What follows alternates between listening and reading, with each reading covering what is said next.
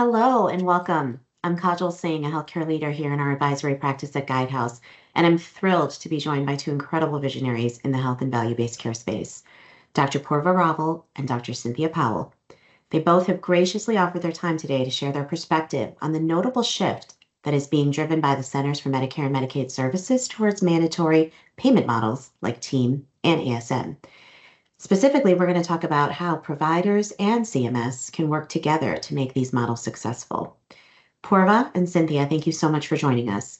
You both have such storied careers to date, and I'm truly honored to partner with you in this discussion.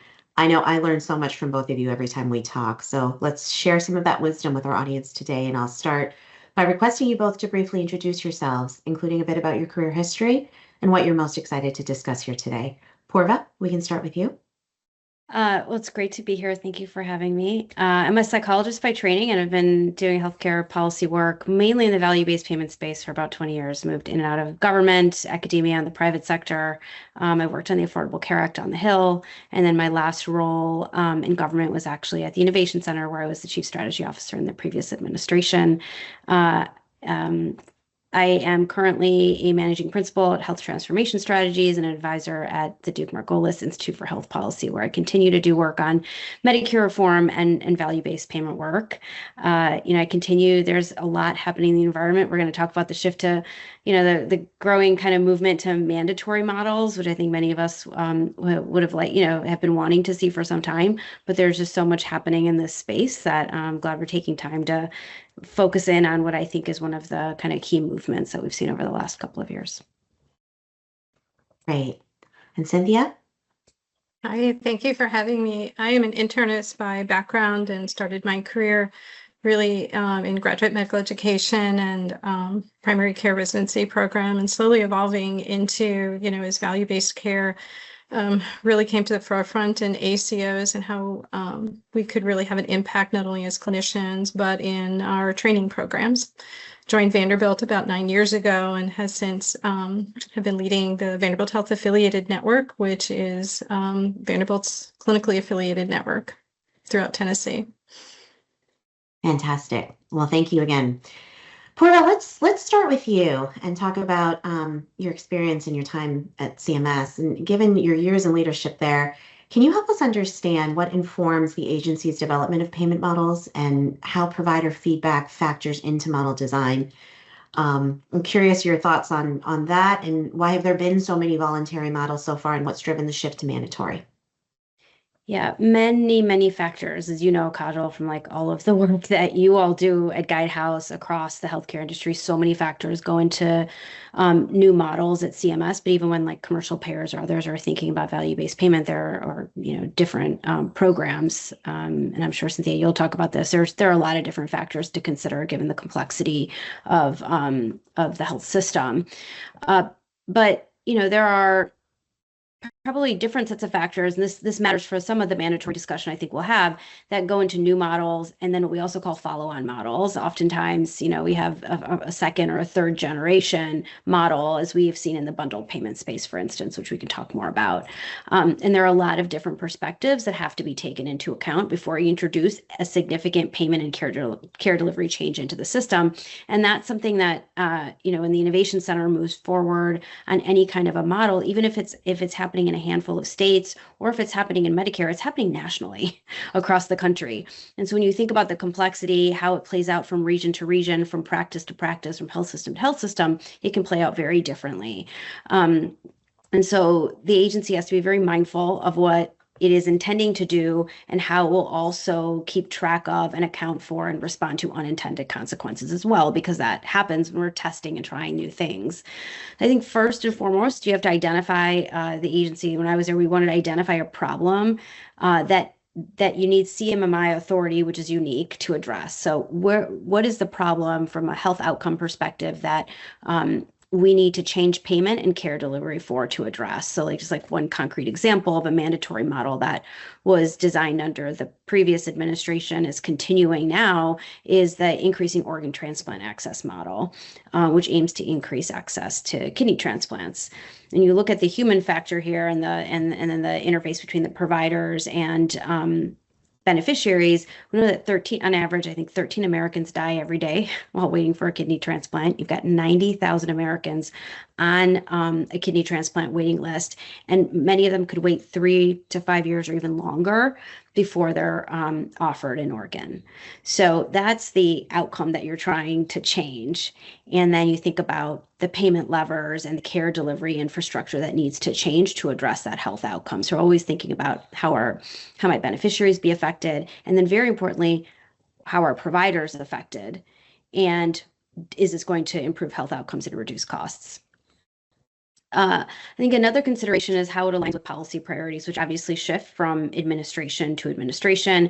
But I think hopefully one of the themes we'll talk about here today is that we've actually seen, I think, some surprising consistency on the mandatory models in particular. So I already talked about the increasing organ transplant access model. There's the ambulatory specialty model and the team model, which is I guess we're on a third generation bundled payment model now, that is finally kind of is mandatory in its scale in that way. You also asked about provider feedback. I think provider feedback now is absolutely essential, as is beneficiary feedback. Models have to be addressing pain points in the system, and oftentimes those pain points and friction points are, both from the provider and the beneficiary perspective. People are either falling through the cracks, not getting access, and there is strain on the delivery system to meet people's needs. And so that's one of the kind of key things that the Innovation Center has to do. If you come up with a model idea and you haven't talked to providers and you haven't talked to the health systems and the people that actually have to implement this, it is not going to succeed. So again, if you have an intended goal and you want to see that goal, you've got to be talking to the people that, and at the end of the day, have to be doing this work. And you do this in a lot of ways to kind of, again, close that gap between theory and implementation. Versus, in the beginning listening sessions, we did, when we had a model, you had to make sure that before it moved forward in its development, you were speaking to all of the key provider groups, folks that you normally hear from, people that you don't normally hear from, health systems, administrators, frontline clinicians. A lot of that is direct outreach from the Innovation Center itself. Sometimes people will hear that we are working on something, either because we've mentioned it publicly, there's an RFI, and people come to the Innovation Center with feedback. And then honestly, there's also sourcing of ideas from providers themselves and health systems themselves. They will come to the Innovation Center with ideas for problems that they're experiencing on the ground. And then I think the other piece is not just model ideation, but that continued feedback during implementation is really, really critical. Because again, there's a gap between theory and implementation. You have to try to close it, and you have to adapt to what's a very dynamic environment, which Cynthia lives every single day. And then I think the last part of your question is around why have we seen the vast majority of models really be voluntary to date? I think some of that is just, again, being mindful that when you're testing large scale changes, there can be unintended consequences. People need time to be able to execute on those changes. And oftentimes a voluntary approach is the right first place to start, especially where we don't have maybe as much information. We don't have as much experience. The systems aren't quite ready to take in a mandatory change.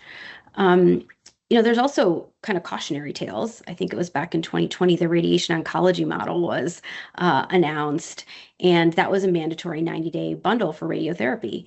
And Congress kept delaying the model after it got lobbied and after pushback from physician groups. So it actually never got implemented.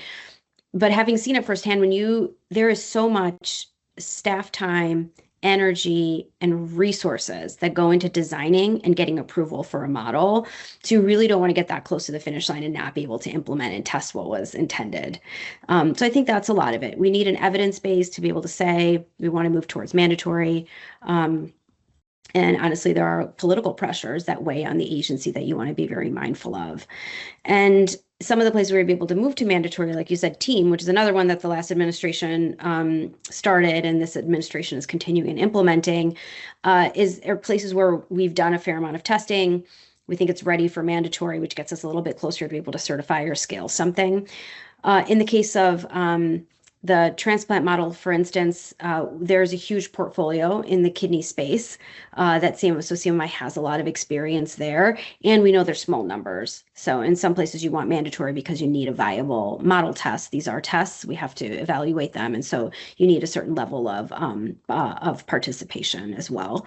And actually, just it's interesting, we're hearing some interesting comments in different spaces from members of the current administration that have actually been hinting at, things like auto enrollment for people into accountable care organizations. And while that's not mandatory, it's kind of a different way of thinking about how you drive kind of more participation and growth in some of these programs.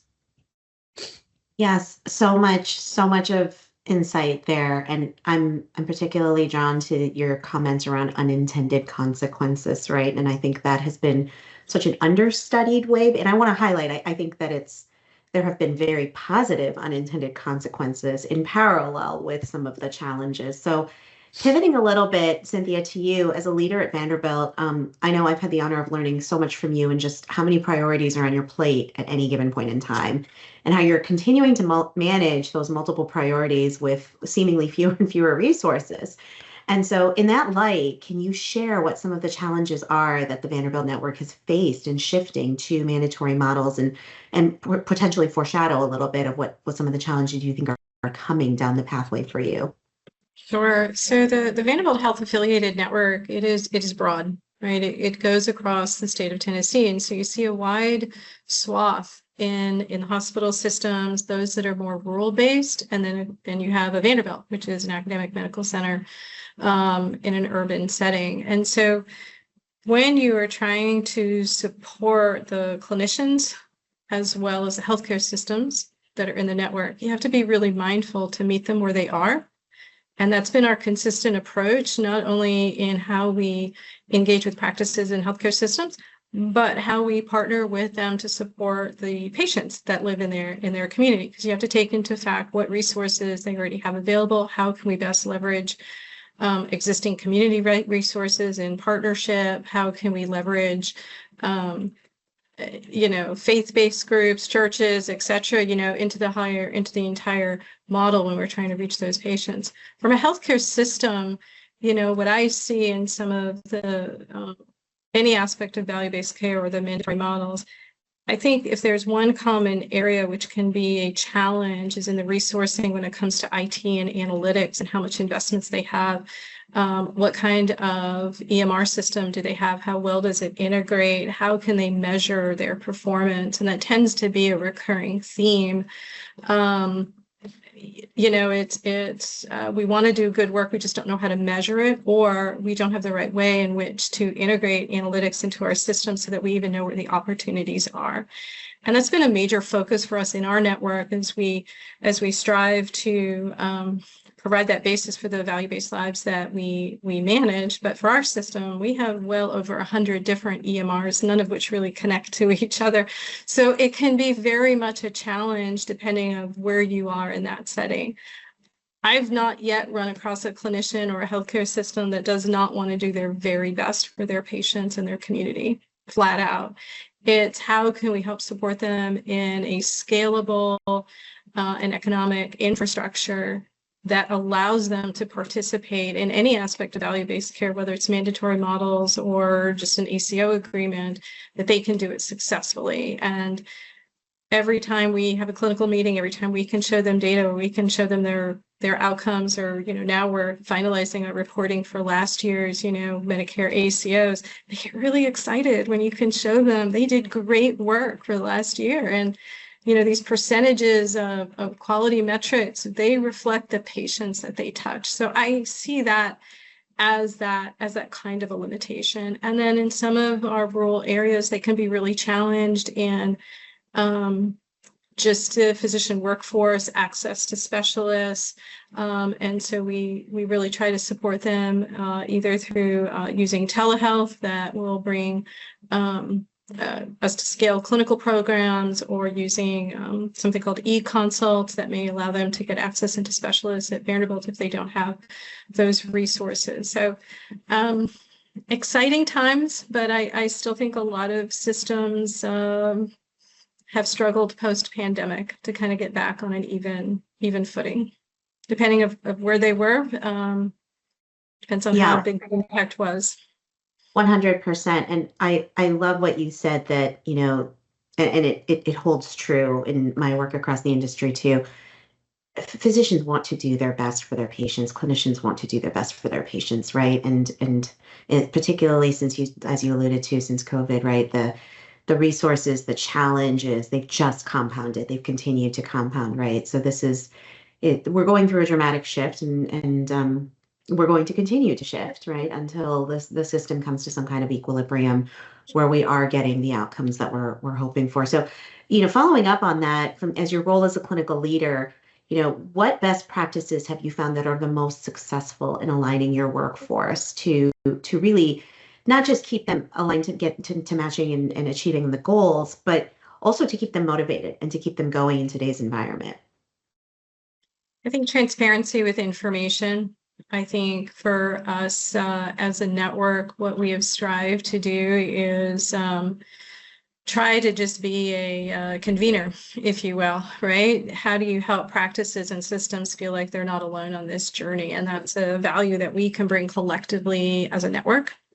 If I have a rural practice or healthcare system that is struggling and I can connect them with another practice or system that I know either they struggled or they found a solution and we can bring them together to do shared learning, that power of feeling that you're not alone and that you have the ability to brainstorm and collaborate with like-minded colleagues, I think is really powerful. Sharing information, trying to make the data simple and actionable for them of, not just here's a tsunami of reports that we're going to send to you. And I think in practice, because, I remember being a practicing internist and it's payer meeting after payer meeting and thick decks and trying to okay, just tell me where do I focus? And I think for us in working with our clinicians and I'm proud that we are a physician-led entity, and many of our clinicians sit on our committees and help us. Okay, now let's distill all this, and if we're going to hand something to a really busy, nurse that focuses on quality in a practice, I want to be able to give her something that she can say, okay, here are my top 10 patients that I know I need to focus on this week, this month, and here's how we're going to help you in measuring that, and how can we as a network think of innovative ways to engage with patients, because just the care model of calling patients during the day, I mean, people respond by text, they respond by different things, and so really understanding the different ways in which we can meet patients where they are, we can meet clinicians where they are. We strive to make it as easy as possible, and at the same time come together as a network and decide where should we best invest to really impact the quality outcomes of the communities that we serve. Yeah, meeting the patient where they are and meeting the workforce where they are. And, I love your conversation about, the rural environment too, which is, in many cases, they're just focusing on how do I keep my doors open, right? So that I can stay as the provider of care and provide for this community that I love so much. There's so much to unpack there in the rurality. So, we've heard a little bit about the policy and the administration side, Purva, from your time at CMS. We've heard a lot about, kind of the on the ground. What is it really like to participate in multiple models, and particularly moving to mandatory, from you, Cynthia? And, I go back to Purva, something you said where you said it earlier in the talk today, but I've heard you say this for a while, even from your time at CMS. You were so keen on making sure that the voice of the provider was represented in everything CMS did, from model design to model evaluation.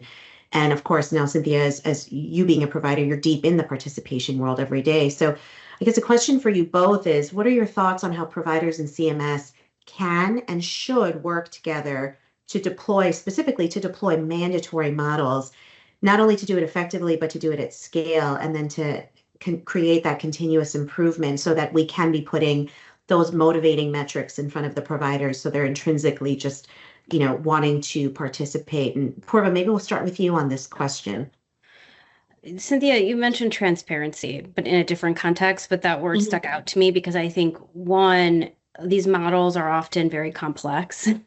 And if I could make another run at things, and I think reducing that administrative complexity is really critical. But in the meantime, transparency, I think, is really important from CMS down to the model participants and the providers. Like, what are the rules? The basic rules around the model. What are the payment methodologies? When to quality, what are the quality measure submission requirements, et cetera. And then I think when we think about Kajal, some of the existing mechanisms or the traditional mechanisms the Innovation Center has used, definitely lean on some of those, the learning systems, for instance, although these days the agency is much more resource constrained and they face pretty significant staffing challenges. And the staff that are there have, they do just amazing work. So the best people I've ever worked with, but their bandwidth is limited. And so it puts more onus, I'm afraid, moving forward in some ways. Cynthia, I don't know if you've been feeling this already, the onus on the participants to figure out what, how to operationalize this. So I don't know if it's working with other participants, working with other conveners or partners in this space that can bring, groups of participants together so that you can be sharing learnings, sharing some of the operational challenges, the intended and unintended consequences, and Kajal, those get then, sent to and shared with CMS staff there, especially at the Innovation Center. Always want to hear what's happening on the ground, because you don't have you sit in a different seat. And so being able to get that operational reality and on the ground experience is really, really critical when you're testing and trying something new. And then the only other thing I would say that's more formal in the case of a mandatory model is that it goes through annual rulemaking. There are annual payment rules, as we all know, in the Medicare that govern Medicare payment, and the mandatory models have to go through rulemaking. So there is a public notice and comment opportunity there as well. But it's that informal kind of regular interaction, either through learning systems or other communications, I think is really critical. I would agree. I think the administrative burden is real. Even if it's not real, it's perceived, right? So it's real. I think there's always questions of, so what impact does this mandatory model have with MIPS or some of the other things that we're used to doing? What if you already have an ACO and you now are doing a mandatory model? What happens to the crossover? How am I going to get the data from CMS? It's those day-to-day, once you're in the weeds operationally and feeling like, if I could just have a hotline where I can call somebody continuously to ask all of these questions. But the reality is there really is no hotline and everybody's struggling with the same type of questions. I don't think any clinician or system would say these are not worthwhile activities to focus on improving outcomes. It's now, how do we realign our business and our strategies to support this? And more importantly, when you're thinking of, for example, for some of the team models where you're focusing on a readmission and now you've got post-acute in the middle, the incentives for post-acutes don't always align with where the practices and the systems are. And so how are you building those partnerships so you can align on a given population? The sharing of information and we're all in this together as we figure this out. I mean, that really played well for us in our network proms, for example, right? Everybody struggled with, how do we do this exactly? And where's the investment in the people and the process and the technology? And that was one of our most popular and highly attended learning collaboratives. We don't do this for everybody in our network, obviously, but we can certainly bring the participants together so everybody can share. And I think it's just a safe place because you're trying to absorb information. You're also dealing with well-intended, but it also sparks innovation in other businesses where you're also getting pinged a lot from vendors. We have the solution, we have the this, and we have the that. That could be a lot for a system or practice to absorb when you're trying to vet how you're going to do it. Do I look at a partner? How would I vet that partner? And then just, even just sharing lessons learned with each other of, okay, here's how we approached it. I would have done it differently if I could have done it again. And so all of that together, I think leads to the success. But I will say at the very beginning, when you're handed, whether it's voluntary or mandatory, it can be a lot. It can be an awful lot to absorb. Yes. One of my favorite terms in the industry is how do we measure clinician pajama time, right? In terms of like what is this really taking from them, right? Because for everything there is a cost, and I think that's incredibly relevant today, given how constrained just the entire industry is. So, as we kind of think to wrap up here, I have a final question, and you both can choose to answer it from the perspective that makes most sense to you. But obviously we've got a movement happening in the industry as we're moving into this mandatory space. And if you were to advise the market, whether it be advising folks at CMS or advising your colleagues in your organization or advising other people who are other providers who are going to be participating in these models, what would you say are the biggest things we should be doing to prepare for this mandatory environment? And what would you love to see as support that comes to you in the industry to make it more successful for you to achieve performance and, goal achievement in these models? Let's start with you, Purva, on that one. So I would say don't think of these as siloed programs. And I'm interested if Cynthia kind of agrees from her seat, looking across all these programs and having to implement them and weave them together. But think about things in as consolidated a way as you can.